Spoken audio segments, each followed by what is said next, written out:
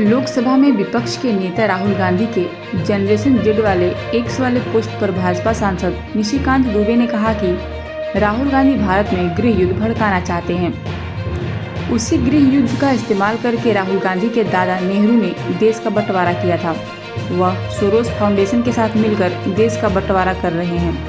Bhajpa generation Z के साथ खड़ी है। कांग्रेस और उसके सहयोगी देश छोड़कर भागते हुए नजर आएंगे। उसके बाद आपका भी ट्वीट आता है, क्या कुछ कहेंगे इस पूरे विषय पर? नहीं, हम तो उनके साथ ही खड़े हैं ना। जो जेनजी क्या है, जो जनरेशन नेक्स्ट है, जो युवा है, वो अपने देश के बारे में क्या सोचते हैं, वो पॉलिटिक्स के बारे में क्या सोचते हैं और वो किस तरह का तख्ता पलट करते हैं। भारत में जेनजी ये काम कर चुका है।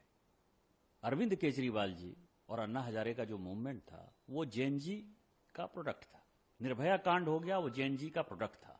उस वक्त भारतीय जनता पार्टी ने एक बढ़िया काम किया कि उसने आग में जो है वो घी डालने का काम नहीं किया।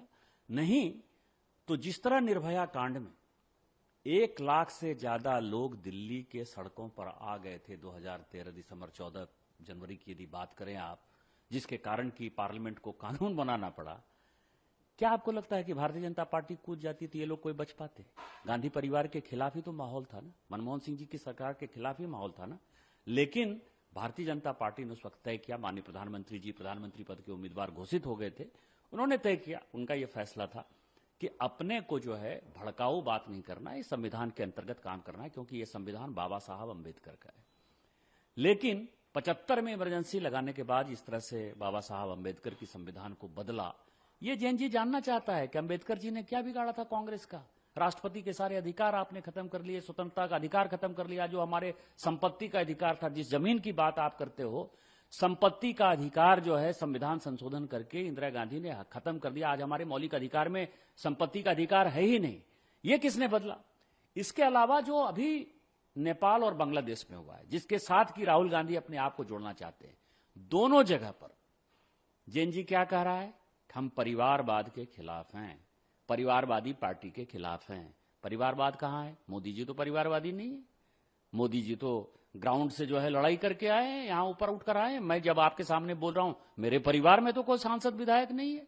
मैं भी एक छोटे से गांव से उठकर जो है यहां आया हूं। जवाहरलाल नेहरू, इंदिरा गांधी, राजीव गांधी, सोनिया गांधी, इसके बाद राहुल गांधी, प्रियंका गांधी, उसके बाद प्रियंका गांधी जी के बेटे भी हो सकता है आ जाए। रॉबर्ट वाड्रा साहब रोज कहते हैं कि मैं आंदोलन करना चाहता हूं, मैं चुनाव लड़ना चाहता हूं। तो जेनजी के आंदोलन को यदि वो उठाना चाहते हैं तो हम तो राहुल गांधी के साथ हैं। पूरी गांधी फैमिली देश छोड़ती हुई नजर आएगी। दूसरा जेनजी ने क्या किया, जो नेपाल और बांग्लादेश से उदाहरण है, भ्रष्टाचार के खिलाफ। भ्रष्टाचार किसने किया?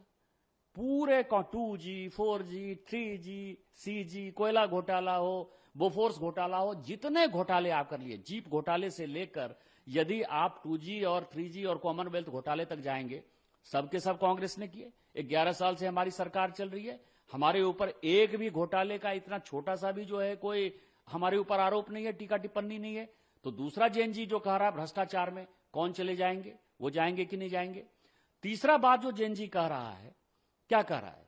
वो ये कह रहा है कि हम संविधान में संशोधन करेंगे। वो बांग्लादेश को इस्लामिक राष्ट्र बनाना चाहता है, नेपाल को हिंदू राष्ट्र बनाना चाहता है। ये जेनजी कहता है मेजोरिटी भारत में यहां है, हम सेकुलर हैं और आई एम प्राउड कि हम सेकुलर हैं और सेकुलर रहना चाहिए, संविधान में जो बाबा साहब अंबेडकर ने कहा है। लेकिन जेनजी जब हिंदू राष्ट्र की तरफ बढ़ेगा तब आप क्या करोगे?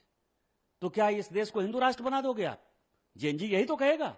ये तीनों मुद्दे जो हैं, और परिवारवाद में यदि आप देखिए, केवल गांधी परिवार ही नहीं, जो विपक्ष की पार्टियां उनको साथ दे रही हैं, मुलायम सिंह यादव जी के बाद अखिलेश यादव जी हैं, करुणानिधि जी के बाद स्टालिन साहब हैं, बाला साहब ठाकरे के बाद उद्धव ठाकरे, उसके बाद आदित्य ठाकरे हैं। जो भी पॉलिटिकल, लालू प्रसाद जी के साथ आप देखिए, लालू प्रसाद जी के साथ तेजस्वी यादव हैं, मीसा भारती जी हैं, ये सारे लोग, ममता बनर्जी के बाद अभिषेक बनर्जी हैं, जो भी कांग्रेस को साथ दे रहे हैं वो सब परिवारवादी पार्टियां। आपको क्या इनका भविष्य नजर आता है? तो मुझे लगता है कि गृह युद्ध राहुल गांधी इस देश में भड़काना चाहते हैं, और इसी गृह युद्ध के आधार पर नेहरू जी ने, उनके दादाजी ने इस देश का बंटवारा किया। उसी गृह युद्ध को करा के जेएनजी जैसे मुद्दे को उठाकर ये इस देश के टुकड़े टुकड़े करना चाहते हैं, सोरोस फाउंडेशन के साथ मिलकर। भारतीय जनता पार्टी जेएनजी के आंदोलन के साथ रहेगी।